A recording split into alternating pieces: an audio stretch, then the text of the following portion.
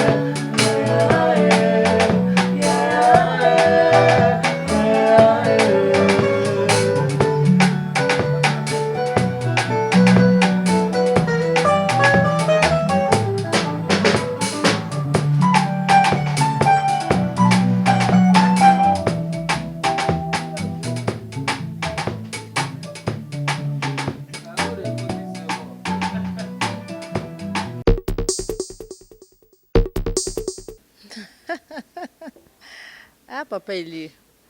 Koyemba nzemba bato eza pe mabe te, hein? Koyemba nzemba bato eza mabe te. D'abord peza nzemba bato te toyemba nde mpona lokumu na Yesu. Mais dis-moi, Jésus mon espoir. Eza nzembo oyo nzamba apesi. Nzamba apesaki eye na bandeko tofandi nde topesi yango forme elongo na Saint-Esprit. Merci beaucoup. Sœur Sarah, comme na niveau nanu ya kosomba manzembo te. Bah dis-moi, Dieu nous a fait grâce. Personnellement, Sœur Sarah, nzamba salanga ngolu. Ya kosomba nanu nzembo te, mais je ne sais pas si ça viendra, mais dis-moi, nzembo ezo uta. C'est pas un nzambe directement. Des fois que tu banana au comate. Pourquoi enfants di kabu inspiration moyeye. Necho Jésus mon espoir yaki ka yango moko. Oyoka bandi ko yemba. Bandi ko yemba, oyembo yembi comme na suka place so suki le 4. Hein? Pour je crois aux 8 ans oyoka Jésus mon espoir. Tango yoki yango na oyoka ni suko. Eza mutu moko, c'est la sœur Sarah Wazali Bosona Bino.